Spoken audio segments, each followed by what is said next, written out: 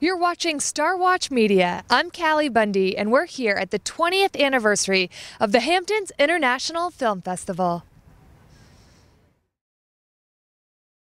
Nice to meet you. Pleasure to meet you, Callie. How are you doing? Is this your first time to the Hamptons International Film Festival? This is my first time. I'm very happy to be here. All right, well, welcome. Thank you. And obviously we're here for the premiere of Not Fade Away. Talk to me about the film.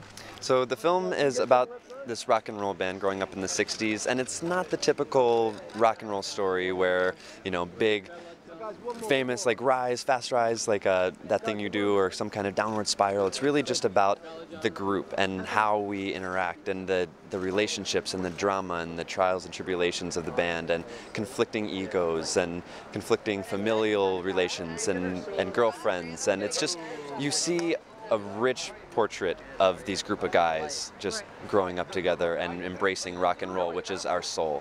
Sure. I understand there was a lot of music that you actually had to learn, and what was your background in music? Well, I'm a classically trained musician, so they scouted for musicians, and I was one of the first ones that came in, and I was the only actual musician that was in the band. So we had 3 months of band practice where in Stevie Van Zandt's studio every day practicing. We learned 12 songs for the movie, and we learned about a dozen more just for fun, and we got to be musicians. You know, these guys had never played, so I was one of the internal band leaders, and being younger, and this is my first film, I kind of got to help them out in the first part, and then they got to kind of bring me under their wing once we got on set. So it was a really great process, and once we got on set, we were just such a tight group of brothers from that 3 months of practice that the chemistry was just purely natural. Sure. And did the music did that attract you to the role?